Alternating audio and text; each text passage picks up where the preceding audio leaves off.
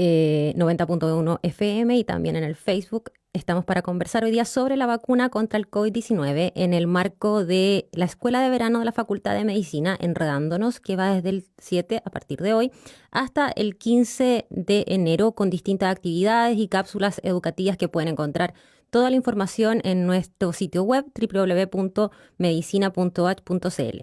Hoy día específicamente vamos a hablar sobre la vacuna para develar algunos mitos y para conocer algo más en profundidad sobre todo esto que está pasando respecto a ella. Y para ello nos acompaña el doctor Mario Calvo Arellano, quien es infectólogo, es director y académico del Instituto de Medicina de la Facultad de Medicina de la Universidad Austral de Chile y también es miembro del Consejo Asesor Científico para la Estrategia de Vacuna COVID-19 del MinSal.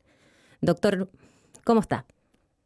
Bien, muchas gracias. Y quiero corregir que yo estoy en el comité actualmente del Ministerio de la Ciencia, no en el del Ministerio de Salud. No Estuve del antes en el MinSal, del estuvo... Ministerio de Salud. Perfecto. Y bueno, le recordamos también a todos quienes nos están viendo o escuchando que pueden dejar sus dudas e inquietudes en el Facebook para que vayan escribiendo mientras el doctor va a ir dando una pequeña presentación. Adelante, doctor. Muchas gracias. Voy a compartir pantalla.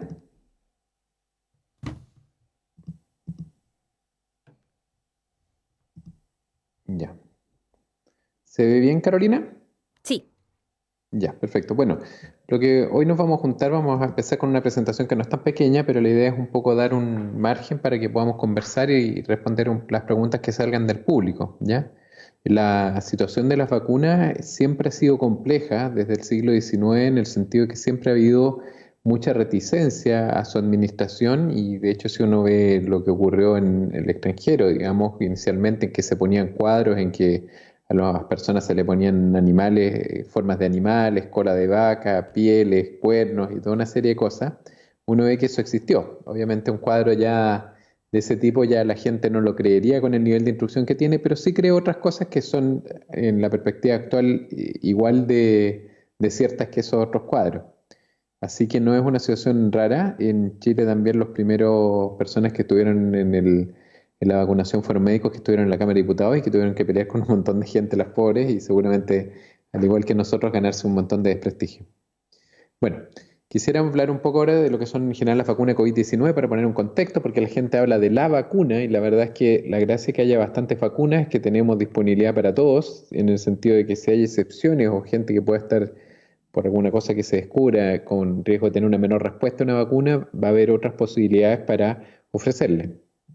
Obviamente esto ha sido bastante rápido y da la impresión que esa es la primera desconfianza. Cuando uno mira otras vacunas, los años que se han desarrollado, uno ve que el promedio anda con los 10,7 años, entonces dicen, oye, esta se desarrolló en un año, significa que todo lo que nos están entregando quizás qué cosa es.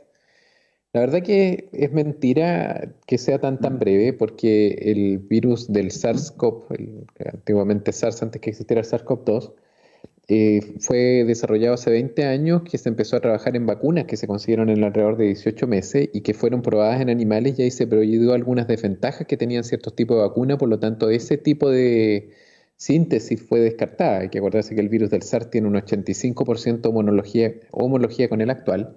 Y gran parte de las vacunas de mRNA fueron desarrolladas en relación al MERS en el año 2015, por lo tanto gran parte de lo que ya se aprendió ahí fue lo que se aplicó ahora. Entonces se le adaptó a este virus que nos pilló de sorpresa, pero afortunadamente había un desarrollo científico más o menos importante en virus similares que permitió hacer esto con rapidez. Hay unas cosas que determinan la velocidad y que un poco la gente dice, ¿por qué no se demoran más para ver las aprobaciones? Lo cierto es que las aprobaciones para muchos se están haciendo muy rápidas y para algunos se están haciendo muy lentas. Cada día que terminamos sin un acuerdo o sin los datos finales de alguna vacuna en cuanto a seguridad, sobre todo, y un poco menos importante, pero también importante la eficacia, significa promedio que han muerto 70 chilenos más y en Estados Unidos las 3 horas que demoraron en discutir cerca de 100 páginas del informe que entregó Pfizer con los detalles de su vacuna, eso significó 180 norteamericanos hace 3 horas. Sabemos que en este momento en el mundo están muriendo diariamente más personas de COVID que nunca las que habían muerto las veces anteriores. O sea, finalmente, aparentemente las personas que decían, no, si el COVID no es tan mortal, ganaron en las redes sociales y hicieron que la gente se relajara y saliera a la calle.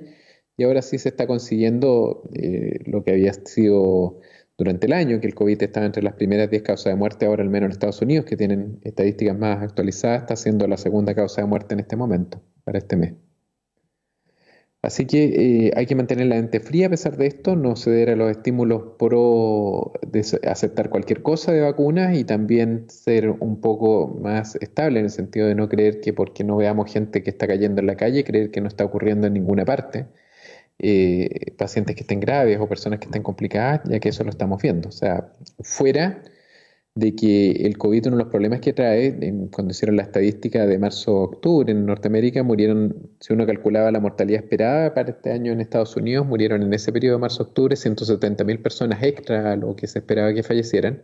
Pero es interesante que solo 130.000 murieron de COVID, 40.000 murieron de otras cosas, entre esas diabetes, enfermedad de Alzheimer, porque se desvió la atención al COVID y obviamente ciertas personas, por ejemplo, no fueron a sus controles médicos por temor, por ejemplo, los diabéticos han tenido mucho problema con el COVID, subieron de peso, algunos dejaron de tomar medicamentos y las descompensaciones de la diabetes les terminaron pasando la cuenta.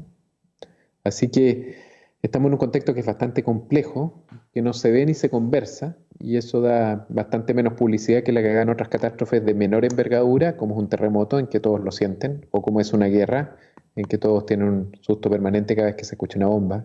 Pero Norteamérica en este momento tiene más muertos de COVID de lo que suma en las últimas 3 guerras que ha participado, digamos, Corea, Segunda Guerra Mundial y Vietnam.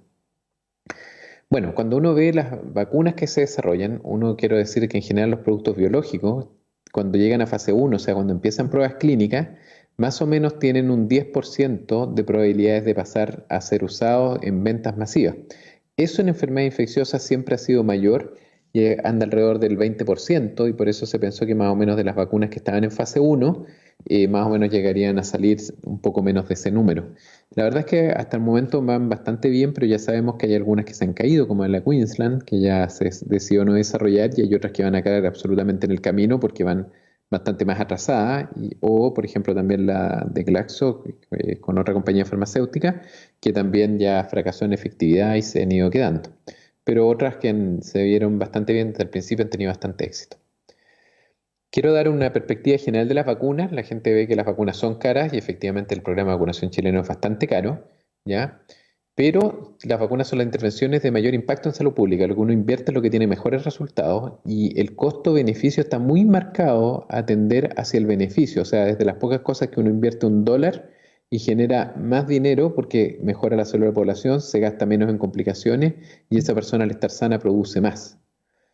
Nosotros en el 2019 estábamos discutiendo en el comité cuando estaba en salud de que el programa de vacunación se había puesto muy caro, que cómo era presentable eso, y alguien que le gustaba el fútbol calculó de que prácticamente el sueldo de Cristiano Ronaldo de un año paga todo el programa de vacunación chileno. Entonces eso se ve de que a veces quizás las prioridades nosotras como mundo están tildadas hacia otras actividades más que a la prevención y la mantención de la salud. El calendario de vacunación chileno en este momento es prácticamente de los mejores programas que hay en el mundo. La verdad es que en Latinoamérica sin duda lo es el más completo. Y la verdad es que igual hay cosas que se quieren desarrollar y que están programadas hasta el año 2023. Sin embargo, muchas de esas incorporaciones claramente se verán atrasadas porque el COVID va a tener preferencia. El impacto global que generan las vacunas, si uno mira esto es cuánto disminuyeron las enfermedades las vacunas. Y si uno mira la gran mayoría de las enfermedades, hay algunas menos como la enfermedad neumocócica, en general la gran mayoría del impacto de las vacunas ha producido prácticamente más del 90% de la disminución de los casos y en muchos casos, como en polio, rubiola, prácticamente el 100% casi la erradicación de las enfermedades. O sea, las vacunas generan un impacto que es brutal, brutal, brutal, brutal. Sin embargo, cuando hay publicidad adversa, como ocurrió en Reino Unido, que se dijo que la vacuna trivírica producía autismo, eso hizo que las tasas cayeron de un poco más del 90, poco menos de un 90 en cuanto a la vacunación de las poblaciones, y con eso bastó para que Reino Unido tuviera en forma cíclica brotes de sarampión. Así que en general es un tema muy delicado, o sea, funcionan súper bien, pero en el momento que uno genera dudas en la población o la población tiene poca creencia y desconfianza de ella, empieza a producirse enfermedad y no se logra el control de la enfermedad. Por eso es muy importante la educación. Yo comentaba, por ejemplo, que en el ensayo clínico que estamos desarrollando en este minuto, hemos notado claramente que la vacunación, la mayoría de los voluntarios son personas que tienen mayor nivel educacional, claramente, dentro de los estamentos de salud, y a medida que tienen menos años de estudio, la probabilidad de que alguien sea voluntario es claramente inferior, no hay ninguna duda. O sea, entonces creemos que una buena educación o el mejor conocimiento y sobre todo la transparencia de las vacunas, cosa que ha fallado en algunas vacunas durante esta pandemia, es lo más importante para que la persona tenga confianza. Bueno, ¿cómo sabemos a cuántos vacunar? La verdad que eso se calcula por el R0. ¿Se acuerdan que al principio de la pandemia la gente hablaba de que tenía un R0 de entre 2 a 3 el COVID? Eso significa que cada persona contagiaba entre 2 a 3. Bueno, eso en sarampión son como 15 a 17. Por eso sabemos que en sarampión tenemos que vacunar a cerca del 95% de la población para que funcione. Donde en COVID es 2 al 3, sabemos que más o menos con el 70% de la población inmunizada conseguimos controlar la enfermedad. Hay gente, por ejemplo, Suecia ya reconoció que ellos habían fracasado en su estrategia. Es el único país del mundo que ha mencionado fracasar, porque todos creen que lo hice, o quieren venderle a su población que lo han hecho bien, ¿ya? Pero Suecia, en este reconocimiento de la primera ola, ellos vieron de que efectivamente la inmunización era poca. España, por ejemplo, después de toda una enorme ola que fue terrible, solo tenía el 8% de la población que había tenido contacto con el COVID y por tanto con inmunización natural. En Londres eso fue solo un 12% y en Suecia no recuerdo la cifra exacta, pero era un poco menos del 10%. O sea, dejar pasar la infección por olas puede permitir que la pandemia pase por olas sucesivas. Estamos teniendo una segunda ola bastante grande, quizás esta sea de un 15% de la población, pero implicaría todavía tener unas 4 o 5 olas más de infecciones como las que estamos teniendo, con la cantidad adecuada de fallecidos y similares, para conseguir inmunizar a la población. Y eso terminaría, según estimaciones, entre el año 2023 o el año 2024, además con todas las dificultades en la producción industrial que trae eso y desarrollo del mundo, condenando mucha gente a la pobreza. Así que para muchos de nosotros, hace varios meses ya de que la única forma decente de salir de esto claramente es una vacuna. Quiero representar que lo que se hace cuando se hace una vacuna es representar algo que en la naturaleza existe, ¿ya? Eso es súper importante entenderlo, por ejemplo, y eso pasa en distintas ramas de la ciencia. Por ejemplo, si yo tengo un animal regalón en mi casa y voy a una empresa, estos lo fabrican de clonación, me fabrican, al morir mi animalito me lo pueden hacer de nuevo o le pueden hacer un gemelo idéntico. Y eso me cobran la breve suma de $100.000. Y eso existe en la naturaleza. Pero si yo llevo un dragón, por muchas fotos que lleve, no me pueden fabricar algo que no existe. Esto mismo ocurre en vacunas. El COVID deja una inmunidad que está estimada que sería más o menos razonable. Se pensaba en 3 meses inicialmente, ahora ya se piensa que pueden ser más cerca de 6 meses. Entonces nosotros estamos imitando eso que ya existe en la naturaleza. Es lo mismo que ocurre en sarampión. Si uno tiene sarampión que ha inmunizado, si le pone la vacuna, también lo inmunizo. Pero en HIV no existe población de que tenga la infección y quede sano sin desarrollar la enfermedad. Y por lo tanto, cuando yo trato de crear una vacuna, estoy tratando de crear algo que no existe en la naturaleza. Entonces yo lo que estoy acá es tratando de potenciar o imitar la inmunidad que existe con COVID y sacarle el mejor provecho que se pueda en cuanto a inmunizar. Entonces, cuando entramos directamente al SARS-CoV-2, tenemos que ver también, es importante que los chilenos analicemos las vacunas que vamos a recibir o no. Y la verdad es que, por ejemplo, cuando salió la noticia de que Pfizer había solicitado el permiso, el uso de emergencia en Chile, también salió la noticia que en Gran Bretaña ya la habían aprobado. Y hubo gente que opinó, entonces lo saqué de MOL, por ejemplo, que opinó, yo decir lo mismo, los científicos ingleses están 1000 veces más capacitados que los chilenos, yo la autorizaría de inmediato. Y la verdad es que si eso es verdad, que puede que sean 1000 veces mejores que nosotros, la verdad es que también está el tema de que tenemos que tener cosas que confiemos como chilenos y que veamos que nuestro país se puede ocupar. Así que nosotros creemos que es importante que nuestras agencias de seguridad en los fármacos tienen que tener una opinión y dar a conocer con transparencia los datos que nos entregan a nosotros, los chilenos, y no confiar lo que le entregaron a Gran Bretaña. Nosotros tenemos derecho a tener adquisición transparente de los datos que están generando las vacunas antes de que nuestra población sea inmunizada. Y eso es lo que un poco hizo la primera compañía y la idea es que hagan todas las compañías que entren vacunas a Chile. Bueno, las bases para la vacuna. Cuando uno mira las bases de la vacuna, la primera cosa que ustedes tienen que tener es que este virus sea redondito y con unas puntitas que son la corona. Esa corona está compuesta de esta proteína, que esta es una de las mejores fórmulas que tenemos de su forma, que está compuesta de 3 proteínas diferentes que están mezcladas y forman esta espiculita. Y este es el lugar en que se engancha a nuestras células. Se engancha en la faringe, se engancha en los pulmones, se engancha en los vasos sanguíneos y eso permite que entre el virus a nuestra célula. Y se logró determinar de que efectivamente si uno desarrolla defensas contra ese trocito que está marcado en rojo, que es el sector que se llama RBD, que es una forma en inglés de decir el dominio que se une al receptor, si uno desarrolla defensas contra ese trozo, uno es resistente a la infección por el coronavirus, ¿ya? Eso consiste en el dibujo que está acá graficado, a este trocito de acá que está en un color entre café y rojo, y ese es esto que se llama proteína S, ¿ya? Que es spike o espiga. Así que ese es nuestro punto clave para el desarrollo de la vacuna, ¿ya? Ahora, para desarrollar para la vacuna hay dos inmunidades que son básicas en una vacuna, que una es la humoral, en que se desarrollan proteínas que son como esta, en que esta partecita de arriba, que está marcada en verde, es capaz de unirse a esa zona que queremos atacar y hace que esa zona no funcione, o bien al unirse permite que otras células inmunes se agarren de este trozo de acá y se devoren el virus. Donde esto es más elegante, la verdad que nosotros cuando pasamos en clase esto lo dibujamos así, que es bastante cercano, pero la verdad es que es una caricatura en la práctica de lo que es la realidad. Y las otras respuestas que son muy importantes son las respuestas celulares, que se llaman TH1, TH2, hay otras más, pero no lo vamos a mencionar porque estas son las más importantes. Las TH1 son las típicamente frente a las infecciones, TH2 frente a la alergia.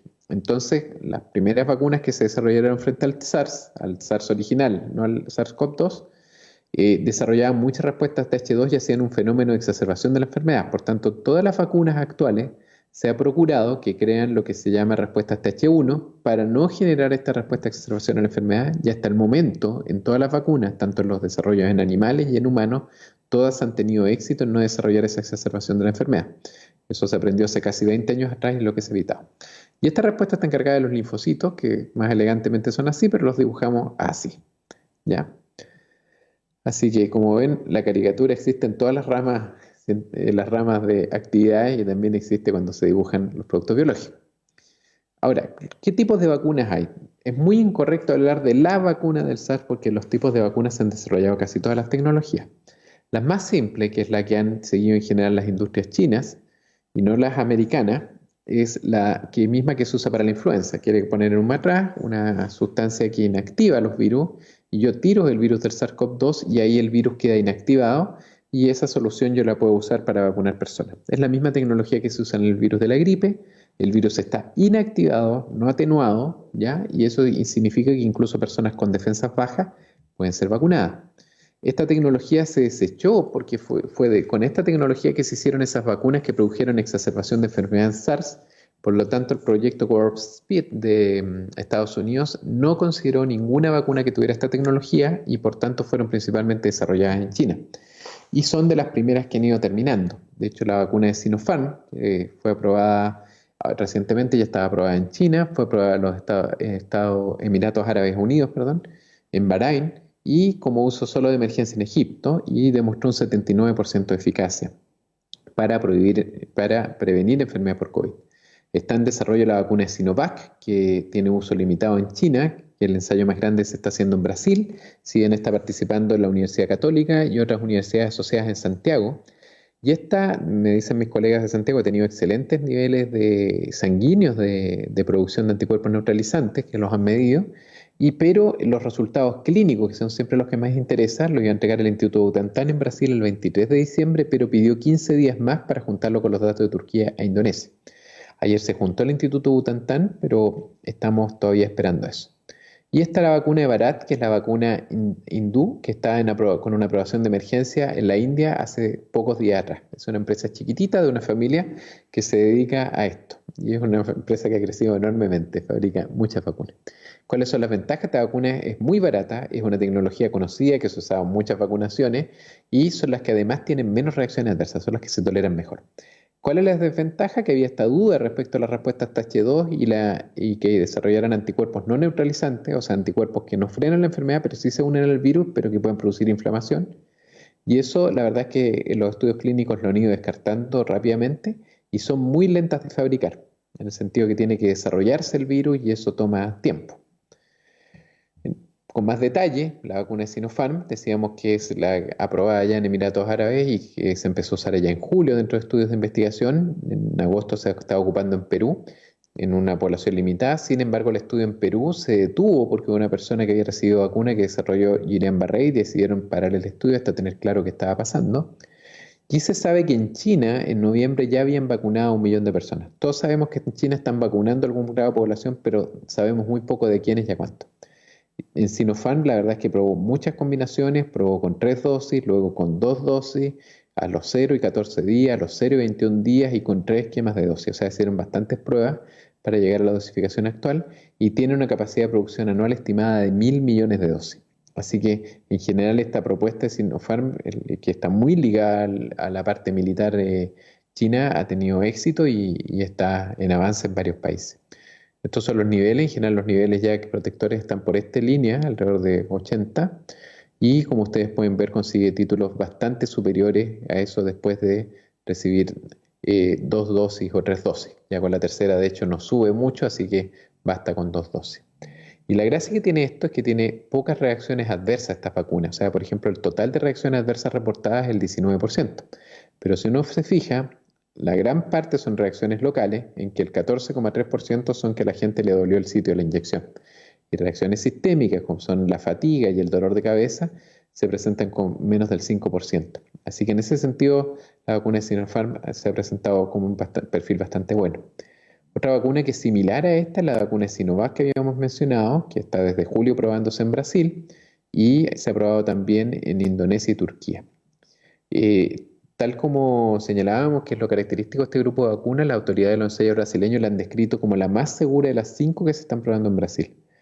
El problema es que la inmunidad también es un poquito más baja, producen menos anticuerpos, no demostraron exacerbación de enfermedad en los ensayos clínicos y se está usando ya en China, sabemos, en un sector llamado regional llamado Yanjing. El desarrollo de anticuerpos, que al menos sabemos que funciona bastante bien, anda alrededor del 97% de las personas desarrollando buenos anticuerpos no neutralizantes para el día 28.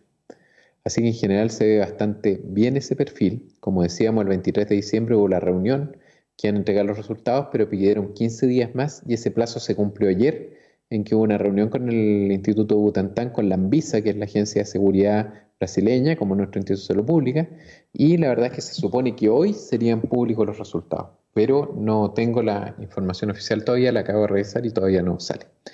De ahí viene el segundo grupo de vacunas, que es la que más impacto ha causado y es la que más distribución ha tenido amenaza en redes sociales, posiblemente porque se está usando en Estados Unidos, que es uno de los lugares que más genera rumores, que son las vacunas de RNA. Las vacunas de RNA, la verdad es que no, si uno inyecta RNA en una población no se va a absorber. Entonces, además tienen una matriz que las envuelve, que es nanolipídica y que permite que se produzca el mecanismo de acción. ¿Cómo funcionan estas?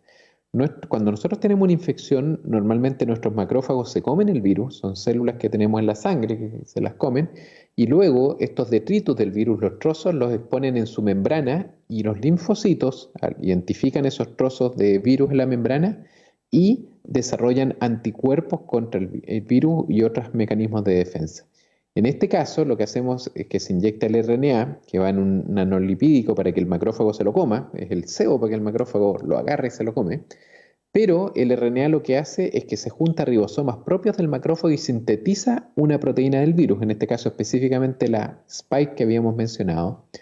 Entonces, esa proteína spike se empieza a poner en la membrana, en la superficie del macrófago y es detectada por linfocitos y desarrolla las defensas contra ello. O sea, es una optimización del mecanismo natural buscando evitar la persistencia del virus y que sea solo contra la proteína esa la respuesta, que es la única que nos interesa. Esta tecnología la ha usado Moderna, Pfizer, el Imperial College de Londres, que va más atrasado, y otra compañía norteamericana que se llama Arcturus. Las últimas dos tienen algunas diferencias que no vamos a mencionar en mecanismo de acción. ¿Por qué se usó esta tecnología y fue tan atractiva? ¿Por qué se financió tanto esta tecnología? Pues son las de fabricación más rápida. Son totalmente sintéticas, no dependen de nada natural que se desarrolle, pero también como desventaja es que esa síntesis es cara. Ustedes saben que requiere temperaturas muy, muy heladas. Y la gran desventaja para las personas que trabajamos en el tema de revisar la información de la vacuna es que jamás se han usado en programas de vacunación masivo vacunas con esta tecnología. Y eso es una crítica absolutamente real. requieren mayor refrigeración, específicamente la de Pfizer -80, -20 la de Moderna, así que eso dificulta. La de Moderna es la que tuvo más difusión inicialmente por la prensa y fue la que el gobierno norteamericano invirtió más dinero y la incluyó en el programa Warp Speed y comunicó inicialmente un 94,5% de eficacia para lo que es enfermedad leve a moderada de COVID, pero para la enfermedad severa con hospitalización la verdad que reporta una eficacia prácticamente del 100. Así que en general se sabe que hace muy buenas respuestas neutralizantes, muy buenas respuestas celulares y tiene un régimen de 2 dosis separadas en 28 días y se ocupaban personas también que han tenido COVID previamente. Los resultados fueron marcadísimos. En el grupo placebo habían desarrollado 90 personas la enfermedad versus 5 solamente la de la vacuna. Y de los 11 casos que tuvieron con enfermedad COVID severa, los 11 se desarrollaron en el grupo que había recibido placebo y ninguno en el que había recibido la vacuna. Como vemos en estos gráficos que están analizados con algunas diferencias, podemos ver que los anticuerpos neutralizantes que se desarrollan con la dosis 100 microgramos, que está aquí en rojo, que es la que más utilizamos, son superiores a las defensas naturales que desarrolla una persona después de la infección. Eso es inhabitual en vacunas. Habitualmente se desarrollan defensas que son un poquito inferiores a los convalecientes en las infecciones víricas y con eso ya es suficiente para quedar inmunizado, pero habitualmente dan una protección de menor calidad la mayoría de las vacunas que si uno se hubiera infectado. Acá en este caso, al contrario, dan al menos en neutralizantes, dan un nivel de protección superior a la infección natural. ¿Cuál es la desventaja? Que son lo que llamamos muy reactogénicas. El cuerpo reacciona muy fuerte. Y eso significa que hay reacciones adversas que se presentan en cierta manera en forma importante, muy frecuentes, si bien la mayoría son leves. Estas barritas, la parte gris es la leve, la celeste la moderada y la naranjita es cuando son lo que llamamos grado 3, o sea que molestan bastante. El grado 4 es cuando una reacción grave que implica una hospitalización o algo así, que no se vio en los estudios. Y lo que sí tenemos son algunas que son grado 3, sobre todo locales, que es el que se ponga rojo el lugar que se inyecta, un poco menos del 10%, o que duela, se indure el sitio donde se inyectó. ¿Ya? Lo que más se produce en sí es con la dosis que probaron de 250, que no es la dosis aprobada y por eso se utilizaron dosis de 100 microgramos que producen respuestas más bien leves o moderadas y no llegan a lo que llamamos grado 3, que son bastante más molestas. La mayoría, y lo más frecuente, es que prácticamente un 80% de las personas que reciben la vacuna hacen algún grado de fatiga, sentirse cansado. Esto mismo también se probó en ancianos y la verdad que en ancianos la vacuna es mejor tolerada porque habitualmente los ancianos son menos reactogénicos a las vacunas y que es la razón también por la que generalmente las infecciones los atacan más, porque donde reaccionan menos, montan menos defensas contra la infección. Bueno, ellos desarrollaron esta vacuna, como les decía, consiguió esa efectividad de 90 enfermedades en el grupo placebo, 5 en el activo, y el costo de producción aproximado que tiene Moderna es de 500 millones de dosis de vacunas para el mundo, lo que significa para vacunar a 250 millones de seres humanos durante este año. Este es el gráfico y ustedes ven que es brutal la diferencia entre los cuántos casos se iban acumulando en el grupo placebo y cuántos en el grupo que estaba recibiendo la vacuna. La vacuna de Pfizer, que es la que recibimos en Chile, hizo un esquema de ir solapando, entrecruzando las fases de investigación. Por ejemplo, en la fase 1, en vez de probar una vacuna, probó 4 candidatos de RNA y eligió la que producía menos reacciones adversas, más que la efectividad, porque todas demostraron ser muy efectivas. Y esa la probó metida en su matriz de nanolípidos para que los macrófagos devoraran el RNA. Y desde el inicio mostró unas respuestas neutralizantes y respuestas TH1 celulares buenísimas. Bueno, esta vacuna se probó en 44.000 personas, así que un poco cuando uno dice qué seguridad tiene que estas vacunas no crean problemas, la verdad que de los 44.000, las 22.000 recibieron vacunas, entonces estimamos que ahí en general debieron verse las reacciones más importantes. Obviamente si hay reacciones que se produjeran en una de cada 50.000 personas, una de cada 100.000 personas que recibieran la vacuna, existe la posibilidad que no hayan sido pesquisadas los estudios. Estados Unidos está comprando esta vacuna, a ellos les sale cerca de $20 por dosis según lo que se ha reportado en la prensa, y se está además estudiando desde los 12 años para vacunar población adolescente, que tiende mucho a repartir el virus, si bien generalmente no hace enfermedades graves. El primer reporte lo hicieron con 94 casos y luego en 170 casos, en que hubo 162 casos en el grupo placebo y solo 8 en el activo, una efectividad enorme, y de 10 casos severos 9 han recibido placebo. Las reacciones adversas en general son más bien leves, pero son frecuentes y la fatiga severa se presenta en un 3,7% de los casos y cefalea severa en 2%. Todas estas reacciones adversas duran en la mayoría de las vacunas menos de 24 horas y ocasionalmente, muy ocasionalmente, alcanzan a cerca de 48 horas. ¿Ya? El 20 de noviembre en Estados Unidos se hizo la aprobación de emergencia y como ustedes saben en diciembre se empezó a vacunar en múltiples países, inclusive Chile. Chile tiene adquirido desde alrededor de agosto 10 millones de dosis. La producción anual es de 1.300 millones de dosis de esta vacuna para el mundo. Otro tipo de vacunas que la verdad que tiene menos exponentes es la vacuna de proteínas, que es tomar un trocito de la proteína Spike, sintetizarla en un laboratorio y ponerla en un núcleo que permita aumentar su inmunidad. Se ha intentado poner la Spike sola, pero produce poca inmunidad. Entonces esta se pone, la que está más desarrollada, en un núcleo de saponinas, que tengo entendido que viene del quillay chileno. Y esa vacuna, la verdad que está en desarrollo todavía, no han salido los resultados fase 3, serán este mes, y ha mostrado una respuesta inmunológica extraordinariamente buena en una vacuna que es muy rápida de sintetizar, parte del desarrollo se hace en planta, y sin embargo su desarrollo potencialmente es caro, y el otro problema que tiene es que jamás se ha usado este tipo específico de tecnología proteica en programas de vacunación masivo. Sin embargo, hay vacunas de proteínas, como la nueva de herpes zóster, la vacuna del VPH, que sí son con fracciones proteicas y en general han dado bastante bien en cuanto a seguridad. O sea, más que bastante, muy bien. Si bien cada vacuna nueva va teniendo cada vez más desprestigio que la anterior, independiente que tenga muchas más pruebas de seguridad que lo que se hacía en las vacunas previas.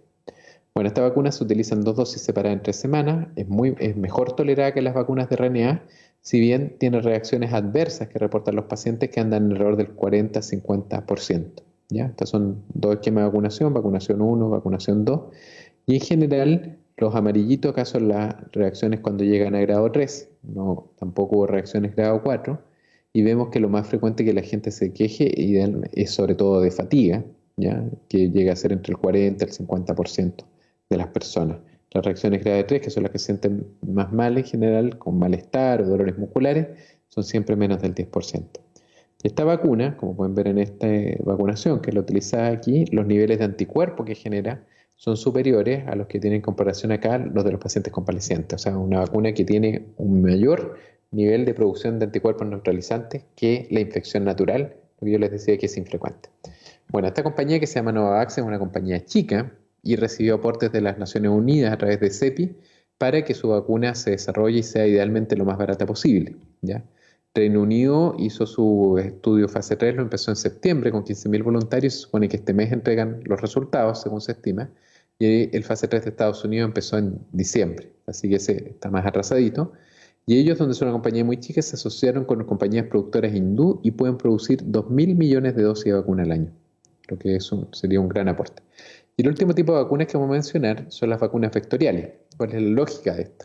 La mayoría de las vacunas ocupan virus, sin embargo tenemos un virus completo que tenemos desconocido todos los efectos que podíamos producir, entonces agarramos el RNA del virus del coronavirus y hacemos que este virus, que pues es un virus buena gente, que puede ser el adenovirus 5, el adenovirus 26, un adenovirus simio, hacemos que produzca en su superficie la proteína S, que es la característica del coronavirus. Entonces, junto con inmunizar contra este adenovirus, la verdad que son para infecciones leves, así que no tiene mucha importancia, el adenovirus además va inactivado, o sea, también se puede usar en inmunosuprimido, persona de defensa baja, y la gracia es que al ir la proteína S del virus se producen anticuerpos contra la proteína S. Este enfoque está ocupado en múltiples vacunas, la de Oxford AstraZeneca, que es la que tuvo más publicidad, la de Janssen, la Sputnik 5, que incluso usa 2 adenovirus, el 26 con el 5, y la de CanSino, que es la que estamos probando acá en Valdivia, que nos tocó ser parte del estudio de investigación que se está realizando en 7 lugares en Chile. ¿Cuáles son las ventajas? Son rápidas de hacer también, tienen un costo medio, entre medio de las de RNA, pero son más caras que las de virus inactivado, y están probadas en vacunaciones focalizadas. De hecho, la vacuna de Janssen y la de CanSino son 2 vacunas que se ocuparon para mitigar el brote de ébola que hubo en África, el último brote de ébola, que ustedes saben justo se terminó de controlar ahora, y hay 2 de ellas que se han probado con una sola dosis, que son la de Janssen y la de CanSino, lo que también es una ventaja, si bien en ambos casos han recomendado los últimos estudios agregar una segunda dosis, supongo que es para aumentar la respuesta inmune aún más y alargar el efecto, que va a ser un tema a medida que pasen los meses, saber cuánto tiempo va a quedar inmune alguien que reciba una vacuna. ¿Cuáles las ventajas? Son bastante reactogénicas, también presentan harta reacción adversa en el sentido de molestia a las personas y tienen respuestas menores en las personas que han tenido una infección previa con adenovirus y ya tienen anticuerpos, porque lo eliminan más rápido el virus de la sangre al estar inmunizado. Bueno, la de AstraZeneca es la que hemos tenido más información por la prensa. Informó inmediatamente apenas se probó en macacos, cosa que ninguna otra vacuna informó. Todo eso se hizo y se manejó a nivel científico, la información de los animales. Y la fase 3 se ha hecho en Estados Unidos, Brasil y Sudáfrica. Se detuvo en Estados Unidos el ensayo por un caso que supimos de mielitis transversa, donde esta vacuna no ha pedido la aprobación en Chile, no tenemos la información completa de ese efecto adverso, y por prensa se informó que había un grupo que respondía con un 90% de efectividad. Sin embargo, ese informe ha sido lo que llaman los norteamericanos un dolor de cabeza.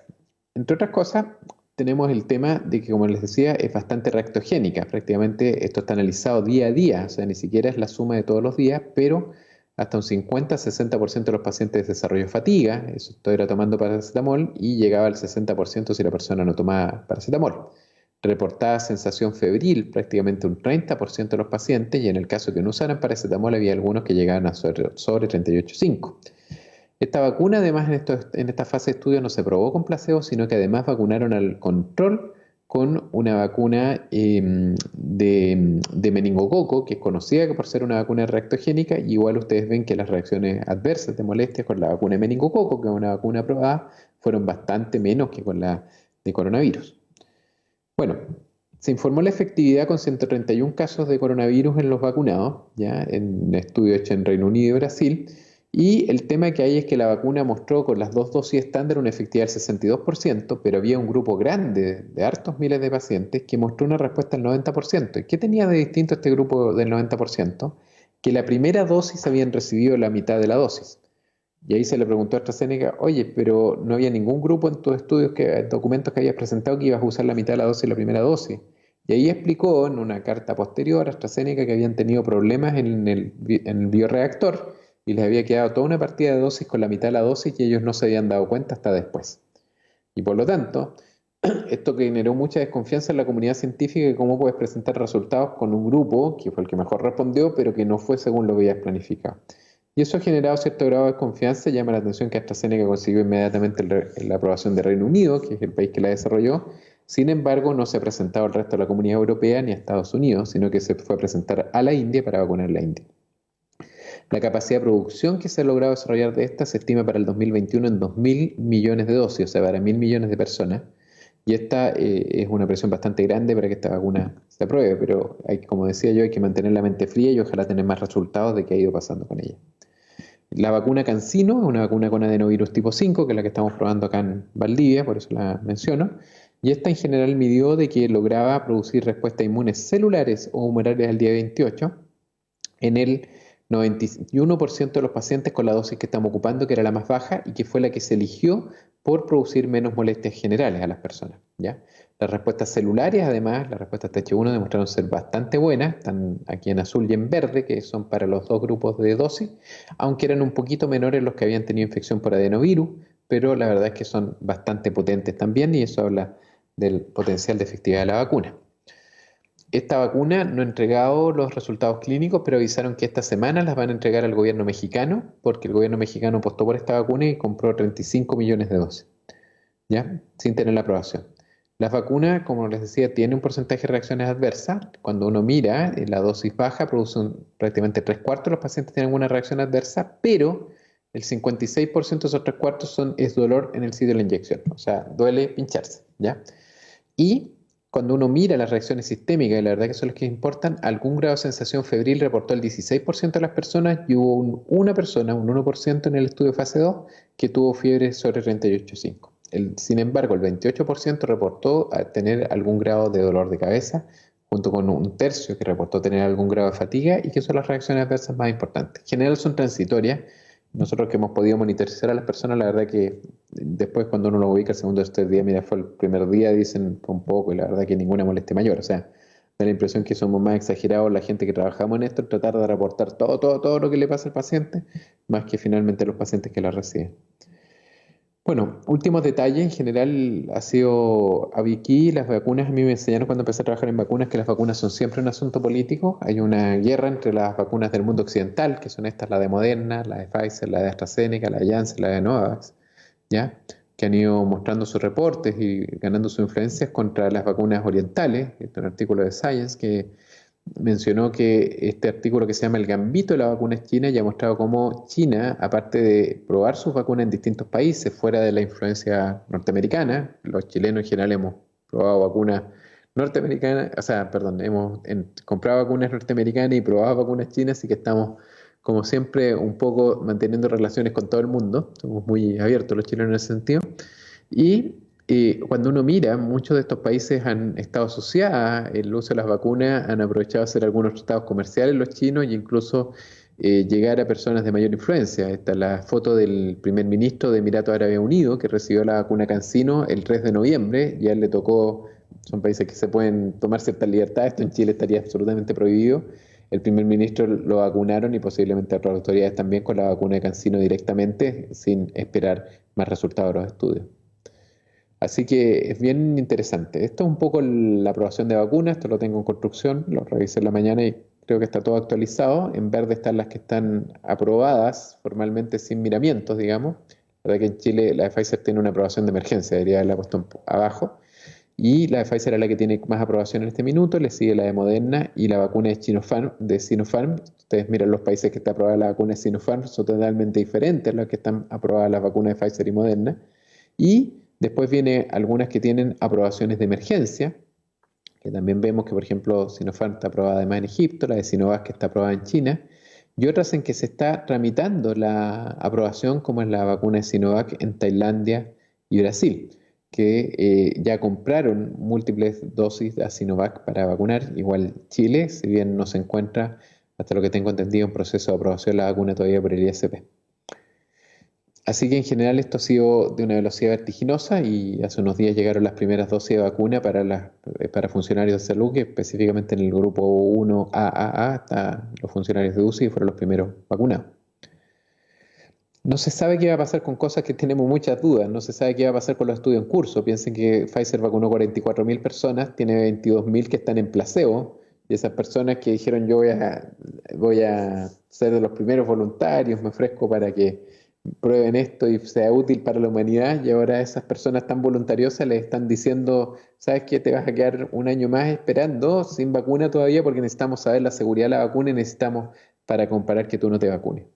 Entonces, se ha mencionado en revistas científicas que ojalá se mantenga eso, pero por otro lado, hay muchos que pensamos que esas personas tienen derecho a vacunarse si es que quieren hacerlo. No se sabe si en los estudios que vienen más adelante, en unos meses, que quieren hacerlo muchas compañías contra placebo, va a haber voluntarios, porque estamos pensando en gente que cree en las vacunas, pero está dispuesto a no recibir la vacuna para que se tenga mejor información de las vacunas. Entonces, es una cosa un poco contradictoria. Lo más probable es que al haber vacunas, las personas que creen en las vacunas van a querer vacunarse. Así que vienen dudas si en futuro las vacunas van a probarse contra vacunas que ya están aprobadas, que yo creo que es lo lógico.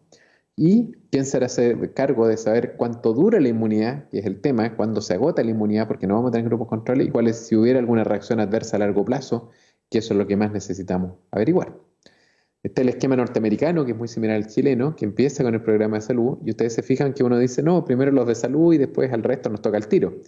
Pero Estados Unidos, que ya había vacunado en diciembre prácticamente 2 millones de personas, su personal de salud y de cuidadores de hogares de ancianos son 21 millones de personas.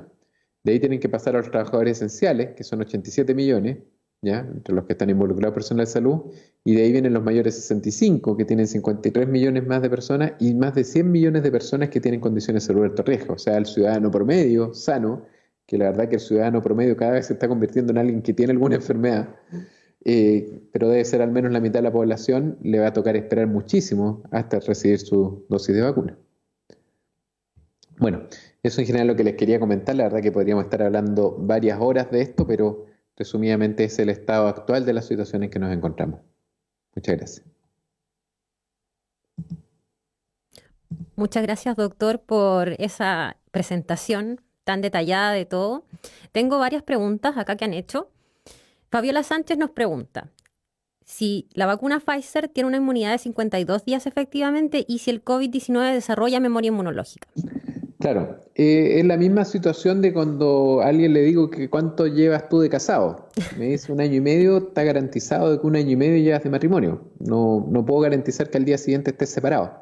La vacuna Pfizer podía garantizar hasta lo que tenían sus estudios, que eran 52 días, pero no sabemos cuánto tiempo más allá puede ser. Es por eso que es muy importante la determinación que mencionaba yo de los anticuerpos neutralizantes iniciales, que la vacuna de Pfizer son bastante buenos, porque lo que se ha determinado en infección natural, no en vacunación, es la duración del tiempo que duran los anticuerpos neutralizantes y en algunos casos puede llegar, sabemos ya, la protección a 6 meses, prácticamente el 90% 6 meses es la protección de la infección natural. Si conseguimos respuestas neutralizantes que son superiores a eso, posiblemente podríamos hablar de una respuesta a 6 meses. Todo esto en el campo de la incertidumbre, ¿ya? Pero es una cosa científica que uno no puede garantizar más que lo que ha demostrado y Pfizer lo que tiene demostrado son 52 días. Y también preguntaba si el COVID-19 desarrolla memoria inmunológica. Sí, desarrolla memoria inmunológica y se sabe que va a desarrollarlo como coronavirus porque los otros betacoronavirus, específicamente los que existían en la comunidad ya previamente al año 2000, se sabe que había una respuesta que era inmunológica de memoria y que tenía técnicamente algún grado molecular de reacción cruzada con el COVID, con el SARS-CoV-2, perdón. Pero esas respuestas lamentablemente no alcanzaban a ser neutralizantes, o sea, no alcanzaban a detener la infección. O sea, ya viendo de los beta coronavirus, seguro que vamos a tener una memoria inmunológica del COVID, pero no se sabe durante cuánto tiempo va a impedir que una persona desarrolle nuevamente COVID. Eso es lo que no sabemos. Pero memoria inmunológica vamos a hacer, sabemos que va a haber.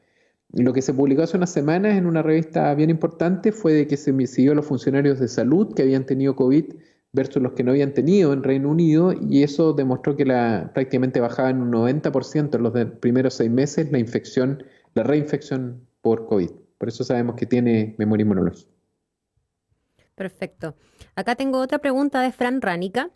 Dice, persona con antecedentes de reacción de anafilaxia a anestésicos, ¿corren más riesgo frente a la vacuna Pfizer que otras personas?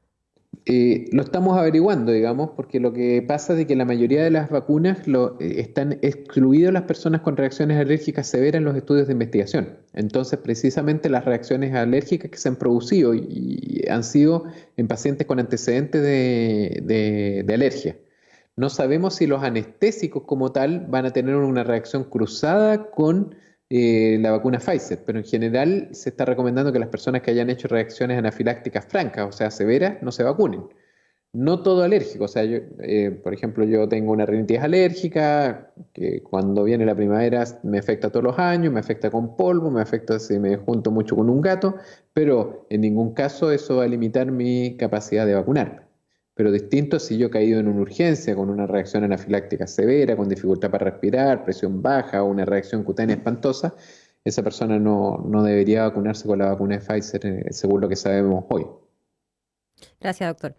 Carlos Brego también nos pregunta que quisiera saber sobre los estudios que existen sobre la vacunación COVID-19 en embarazadas y mujeres que se encuentran en periodo de lactancia. ¿Qué pasa con ellas? Las embarazadas y personas en lactancia siempre están descartadas en prácticamente todos los estudios de investigación. De hecho, hace algunos años se publicó en un suplemento especial en Clinical Infectious Disease, precisamente de qué mundo le dábamos a las embarazadas, porque es tanta la precaución por el feto, que yo creo que es razonable, digamos, pero evita de que las mujeres entren en estudios de investigación de fármacos nuevos y de vacunas como esta, que puede ser potencialmente muy útil. Y eso hace que la medicina de las embarazadas en cuanto a farmacopea está prácticamente atrasada casi 20 años y se ha visto que eso produce una desventaja y en este caso yo creo que hay una desventaja. Perfecto. Mónica Alacid pregunta, ¿cuál será el esquema de vacunación de las 10 millones de dosis? El esquema de vacunación, la verdad es que depende de la vacuna que se use, ¿ya? O sea, si es Pfizer, por ejemplo, son 2 dosis separadas en 3 semanas, ¿ya? Y si es, por ejemplo, Moderna son 4 semanas, y Sinovac, la verdad es que está probando los esquemas de 14 días y de 28 días, y si se aprueba Sinovac, es posiblemente la que se va a usar en forma más masiva en Chile. Perfecto. Laura Frías nos pregunta si los niños serán vacunados. Los niños no pueden ser vacunados hasta que haya estudios de vacunación que demuestren la seguridad en los niños. Y en este momento los estudios están hechos para sobre 16 años, así que hasta el momento la respuesta es no. Perfecto. Acá Elizabeth Flores también nos pregunta, ¿cuál vacuna recomendaría para personas mayores según los estudios desarrollados? Ya, lo que pasa es que para personas mayores tenemos un porcentaje de personas que son de menos nivel, pero o sea, menos cantidad de personas, alrededor de 15.000 para Pfizer y para Moderna es un poco menos, pero no me acuerdo el número exacto en este minuto. Pero en general uno recomendaría que fuera una vacuna de alta efectividad. O sea, generalmente yo recomendaría que ojalá a ellos les tocara a las que desarrollan muy buen nivel de anticuerpos, como las vacunas de RNA. Mi favorita en cuanto a nivel de producción en general es la vacuna de Novavax. Ahora, las personas que son mayores, yo creo que tendríamos que reservar las vacunas más potentes porque son precisamente las que pueden desarrollar la enfermedad más grave. Pero donde sabemos que esto hay una cantidad limitada de vacunas, es muy probable que vamos a tener que vacunar con lo que tengamos disponibilidad. Eh, yo creo que donde los adultos mayores están a la continuación en la lista del personal de salud, lo más probable es que a ellos les va a tocar vacunarse con vacuna mRNA, o sea, específicamente con la de Pfizer. Así que creo que van a tener una muy buena respuesta inmune. Perfecto. Y acá otra pregunta. Ya vamos a ir cerrando con algunas últimas preguntas. ¿Qué pasa, dice una persona, Macarena Gallegos, qué pasa después de los 52 días de protección con la vacuna Pfizer? O sea, lo que ocurre de que después de que se consigue un pic, que habitualmente debería estar alrededor de los 28 días de la segunda dosis, que es lo que está garantizado, tendría que haber una disminución paulatina de los niveles de anticuerpos neutralizantes, tal de que eso va a significar que la protección puede ser cercana al 90%, pero posiblemente después del mes 6 baje, no sé, 85, 83, 82, ahí va a ir bajando. Y eso es lo que vamos a tener que estar descubriendo según cómo haya sido el seguimiento. Viene una fase muy, muy importante en que las autoridades son protagonistas absolutas, en que tenemos que saber de alguna forma seguir, y Chile lo puede hacer porque Chile tiene un registro nacional de vacunas y tiene un registro de los pacientes COVID. Tiene que haber un esfuerzo en saber exactamente cuándo se empiezan a infectar personas con COVID y si esas personas hacen enfermedad severa, porque eso es lo que nos va a determinar la duración de la inmunización, que es lo que aún no sabemos. Y saberla implicaría atrasar el dar las dosis a las personas en unos 8 meses, por ejemplo, o 10 meses, por ejemplo. Eso significa 300 días. Esos 300 ustedes lo multiplican por 70 y saben la cantidad de muertos que nos va a implicar en Chile aclarar la duda. Perfecto. Y la última pregunta, ¿de dónde es la vacuna CanSino y quiénes se están vacunando en Valdivia? La vacuna CanSino es de un consorcio chino-canadiense que es privado. La verdad que los fondos son casi todos chinos. El investigador principal es canadiense, que es Scott Halperin, que es un investigador muy destacado en vacunas. El centro en que se está realizando la vacuna en este momento donde está administrando es en el vacunatorio de la clínica alemana. Y la verdad que el estudio es abierto, digamos, puede entrar cualquier persona que sea mayor de 18 años y que tenga no tenga ciertas condiciones de salud que están súper descritas en el protocolo.